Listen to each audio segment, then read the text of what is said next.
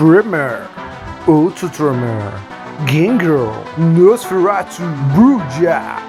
Vampiro à Máscara é um dos meus jogos favoritos e eu jogo ele há quase 20 anos. E eu joguei principalmente em live action. E ele é um jogo estranho, porque ele se propõe a uma coisa, horror pessoal, e a realidade jogada é outra. Na verdade, o jogo de vampiro é um jogo de máfia sobrenatural. E as mecânicas de horror pessoal, principalmente de humanidade, são pouco usadas pelos narradores. O jogo se foca muito mais no conflito entre seitas, no conflito entre clãs, na intriga entre os vampiros, do que realmente no conflito interno de um vampiro. E por que isso? Porque o RPG não é um jogo solo, é um jogo de grupo. E é muito mais fácil o mestre ficar dando atenção pro conflito do grupo do que pro conflito interno individual. E além disso, como eu já disse antes, ele envolve conflitos sociais também, intriga, investigação, perseguição, politicagem. E narrar tudo isso é muito difícil. E comparado com D&D, você já tem no D&D uma estrutura clássica de como tu vai narrar uma aventura. Os aventureiros recebem um chamado, entram numa dungeon, matam os monstros, pegam o tesouro e evoluem. Agora compara com o vampiro. Tu tem um jogo de horror pessoal dentro da tua cabeça. Tu tem o jogo por poder dentro da cidade. Tu tem que evitar o olhar dos mortais. Tu tem o jogo dentro do teu clã. E tu tem os inimigos da seita que tu tá jogando, seja Sabá ou seja Camarilla. E o vampiro é muito mais difícil de mestrar. Ele pode ser tudo, mas não é um jogo simples. Grande parte desses problemas é que o jogo não dá ferramentas pro mestre mestrar o Vampiro à Máscara. E a ferramenta que ele dá é basicamente atributo mais perícia, rola aí. E aqui a gente vai fazer um exercício de imaginação. Como seria se eu estivesse desenvolvendo o jogo de vampiro e o que eu mudaria nele? E antes de tudo, sim, em live action eu me vestia de preto e sobretudo no verão. Mas primeiro deixa o like, dá o subscribe, ativa o sininho e eu leio todos os comentários. Não esquece que o canal tem clube de membros. Ok, vamos imaginar que a gente recebeu a missão de fazer o Vampiro 5e e a gente tá numa reunião. A primeira coisa que a gente vai fazer vai ser decidir o que fica. E o que vai ficar vai ser estaca paralisando o vampiro, luz do sol, os clãs, laço de sangue, a máscara, as tradições e o conflito com Sabá. E a primeira coisa para ajudar os mestres tem que ser o lore. Porque assim, vampiro, ele tem tanto lore que ele chega a assustar os mestres. São mais ou menos 200 livros contendo lore lançados em 20 anos. Então tu tem que fazer um soft reboot. Isso quer dizer que o nosso vampiro não vai ser uma continuação, mas uma reimaginação do Vampiro à Máscara. E tu precisa ter só 3 pontos históricos que o livro aborda. Como os vampiros foram criados, como a máscara foi criada e como a organização política atual foi estabelecida. E aí vem o pulo do gato, meu amigo. Memórias não são confiáveis e vampiros vivem milhares de anos. Então cada clã e cada seita vai ter a sua versão dos fatos e o mestre vai escolher qual é a verdadeira. Imagina um monte de cegos tocando um elefante. Todos falam a mesma coisa, só que de pontos de vista diferentes. E essa incerteza dos fatos ajuda o narrador e não apaga o lore anterior. A segunda parte que vai mudar vai ser a parte do Frenesi e Rorschach. Eu não gosto de quando os jogadores perdem o controle do personagem. Para um filme e para a história, a besta surgir e o personagem perder o controle e fazer uma cagada é muito bom, mas pro RPG não é. Então a besta do vampiro vai ser um animal frio e calculista, menos como um cão raivoso e muito mais como uma serpente ou um lagarto. E a gente vai chamar isso de Dark Desires. E eu tirei isso do livro do D&D, tá? Olha que louco a descrição psicológica do livro do D&D pro vampiro. Independentemente de um vampiro reter ou não as memórias de sua vida anterior, seus apegos emocionais murcham à medida que sentimentos outrora puros se tornam distorcidos pela não-vida. O amor transforma-se em uma obsessão faminta, enquanto a amizade vira uma inveja amarga. No lugar das emoções, os vampiros buscam símbolos físicos do que desejam, de modo que um vampiro em busca de amor pode se fixar em uma jovem beldade. Olha que louco, cara. Tu cria o teu personagem humano e tudo que é bom tu transforma em mal. E tu tem que lutar constantemente contra esses desejos sombrios. Como tu faz mecanicamente isso dar certo? Força de vontade. O personagem pode recuperar força de vontade somente quando ele cede a um desejo sombrio. O jogador tem o controle. E eu também usaria a força de vontade como recompensa em live action. O mestre não é perfeito. Às vezes ele esquece as coisas e às vezes ele é injusto. Então quando o mestre comete uma injustiça com o jogador, porque é player versus player, ele pode recompensar esse player injustiçado com força de vontade. O que a gente tem que falar agora é sobre a estrutura social do vampiro. E é aí que o jogo vai girar. E o vampiro não tem um loop de jogo como o D&D. Então o que a gente vai fazer vai ser introduzir um loop de jogo no vampiro. A gente vai ter uma coisa chamada risco à máscara que o mestre vai rolar. Toda vez que um vampiro morre ou é criado, toda vez que o vampiro revela a natureza dele aos mortais, e toda vez que há uma mudança drástica na estrutura social dos vampiros, é rolado uma jogada de risco à máscara. Você vai rolar 2d10 e se o número for maior que o risco à máscara, você vai adicionar um risco à máscara. Vamos dizer que o vampiro Zezinho morreu no ataque ao Sabá e o risco atual à máscara é 5. O mestre vai rolar 2d10, tirou mais que 5, o risco à máscara atual subiu para 6. E 1 hora essa bomba vai explodir. E não é um ato que quebra a máscara, são vários atos em um longo período de tempo. E quando a máscara é quebrada, meu amigo, o mestre vai rolar em uma tabela aleatória de inimigos que são atraídos para a cidade. Então quanto mais a máscara for quebrada, mais perigosa a cidade vai ser para os vampiros. E mais missões consertando essas cagadas os personagens vão ter que fazer.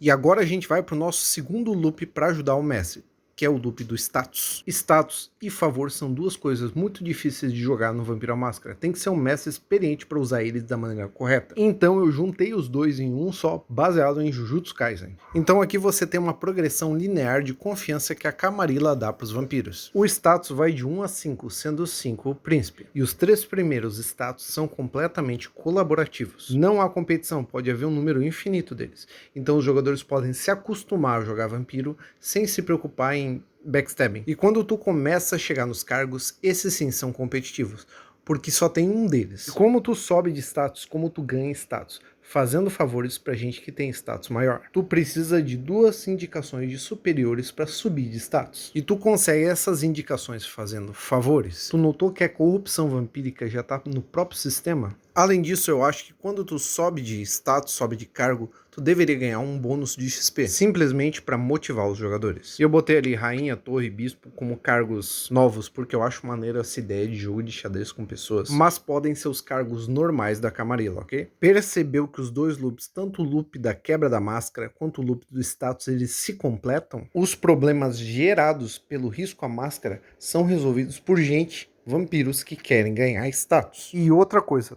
todo NPC vampiro que o mestre criar, ele vai ter que ter, quanto mais poderoso, ele vai ter que ter mais. 1. Inimigos. 2. Segredos. 3. Defeitos. E qual o objetivo disso? O primeiro objetivo é os NPCs precisarem dos personagens. Quantas vezes tu jogou vampiro e tu viu o mestre usando um NPC, um vampiro ancião perfeito, sem defeitos, super poderoso, que não faz nada pro jogo. E o segundo motivo é os NPCs terem a capacidade de serem derrotados pelos personagens. Em um jogo de intriga, tu vai explorar os segredos, os defeitos e os inimigos de um NPC poderoso. E aqui a gente vai para as mudanças na ficha. A ideia é simplificar ela. E aqui eu vou falar um negócio, você não precisa de atributos, você só precisa de perícias físicas, sociais e mentais. Consciência, autocontrole, essas coisas tu não precisa também. Quer ser forte? Compra uma qualidade. Quer ser perceptivo, manipulador? Também compra uma qualidade. Quer ser bonito? Qualidade. E ali em cima a gente vê o desejo sombrio, que a gente já falou, o jogador vai escolher um deles de acordo com a humanidade. E a humanidade vai ser uma coisa simples, sempre que tu interagir com o mortal, ao invés de tu usar as tuas perícias, tu usa a tua humanidade. E sim, vai ter aquele negócio de tu aquecer o corpo, tu piscar, tu respirar, baseado na humanidade. E olha a simplificação, a tua máscara vai ser a tua identidade mortal. E além de te dar perícia e de ajudar a definir o teu comportamento, ela vai te dar uma posição na sociedade mortal onde você vai poder dar uma carteirada. Por exemplo, se a tua máscara é ser policial, uma vez por jogo você vai conseguir usar ela para dar uma carteirada e pedir um favor. E eu tenho a ideia de que qualidades e defeitos mudam essa máscara, entendeu? Ela se torna mais poderosa, ou mais fraca, ou diferente, ou tu pode até ter mais de uma máscara. E finalmente o poder de sangue como atributo. Cara, é um saco tu usar um atributo mais perícia para cada rolagem de poder vampírico que tu usa, cara. Pode ser uma rolagem só, tu não precisa ficar anotando 9, 10 rolagens diferentes para os teus poderes. Então ela fica baseada em uma parada de dados, que é o teu poder de sangue. E lembra no começo do vídeo que eu falei que o mestre precisa ter ferramentas para ele poder utilizar e ajudar no jogo? Então, eu acho que o jogo tem 4 formas de conflito: negociação, combate, perseguição e investigação. E vamos primeiro à negociação. O vampiro tem 2 formas de abordar conflitos sociais. No Vampiro à Máscara existe uma forma de combate social, que é a mesma coisa que o combate físico, só que ao invés de causar dano na vitalidade, você causa dano na força de vontade. E no Vampiro Requiem, ao invés de você causar dano, a pessoa tem uma resistência social chamada portas. Você atravessa essas portas com testes diferentes em um longo período de tempo. E simplesmente eu não acho isso realista. Então eu vou introduzir um sistema muito mais simples com uma jogada só. Introduzindo o teste de reação/negociação. O vampiro soma a habilidade social dele e diminui a força de vontade ou habilidade social do oponente. Vamos dizer que eu tenho a persuasão 5 e o meu oponente tem a força de vontade 4. Eu tenho mais 1 no dado. Eu vou jogar 2d10, mais 1, e vou comparar com o resultado da tabela. O mestre também pode dar bônus ou penalidade de acordo com o roleplay do personagem. O resultado do teste define a reação do NPC, que pode ir de hostilidade aberta a amigável com benefício, mas a maioria dos resultados vai envolver um pedido que um NPC vai fazer. Isso pode ser usado em uma situação em que o teu oponente tem um refém e tu quer convencer ele a se render. Com o resultado mais neutro, ele vai pedir garantias. Com o resultado mais positivo, ele vai confiar em ti. E com o resultado negativo, ele vai fazer, tu já sabe, né? Tu pode fazer isso também negociando uma informação com o Nosferatu ou com o príncipe mesmo. A segunda é o combate, ele não tem muito o que mudar, então eu vou pular essa parte. A terceira é investigação. Tu já viu um RPG que ensina a investigar, ensina a narrar a investigação? É difícil, né? Talvez o Call of Cthulhu e o Mothership. Então a nossa investigação vai ser baseada em 3 fases. A fase de rolar os dados, a fase da decisão e a fase do confronto. Na primeira fase, tu vai coletar as pistas. Quanto mais específico tu for pro mestre, mais fácil vão ser as rolagens de dados. As pistas podem se dividir em pistas físicas, como impressão digital, documentos como uma movimentação bancária ou um recibo, as pistas digitais como câmeras e testemunhos. E à medida que os personagens coletam essas informações, o mestre dá essas informações de forma completamente neutra e vai dar decisão dos jogadores como é que eles vão ampliar a investigação para saber o contexto dessas pistas. Vamos dizer que o cara consegue uma impressão digital. Você tem um contato na polícia? Você vai pedir ajuda para os Nosferatu? Você vai hackear o banco de dados da polícia para identificar essa impressão digital? Isso é tudo decisão do jogador, segunda fase. E no confronto eles descobrem o que realmente aconteceu e tomam uma atitude. E se eles falharam demais nas outras partes do caso, eles perderam tempo. E esse tempo vai permitir à pessoa investigada a se preparar melhor, tanto para um conflito quanto para uma fuga. E o último sistema de drama abordado aqui vai ser a perseguição, que pode ser tanto de carro como a pé. Então tu tem o perseguidor e o perseguido e as unidades de distância, que são engajado, perto, médio, longe, à vista e escapou. No engajado, vocês não estão mais em uma perseguição, vocês estão num combate. E no escapou, você não está mais numa perseguição. No começo do turno, o mestre vai rolar uma chance de obstáculo. Pode ser uma chance em 10 no local vazio ou maior em um local tumultuado. Os dois oponentes fazem o teste e quem ganhar avança uma casa. Se rolar um sucesso decisivo, além de você avançar uma casa, você pode fazer uma ação a mais. Pode ser uma ação de combate ou até mesmo se esconder. Se o mestre rolar um obstáculo, os jogadores podem decidir como eles vão lidar com esse obstáculo. Por exemplo, uma mulher com um carrinho de bebê. Tu pode usar atletismo para desviar ou intimidação para gritar e ela sair da frente. A perseguição acaba quando os personagens entram em combate ou quando um deles escapa. E como sempre, o mestre pode dar bônus ou penalidades de acordo com as circunstâncias, poderes ou equipamentos que os personagens tenham. Lembra que eu falei que a gente ia falar sobre sociedades secretas? Nem todos os clãs precisam existir.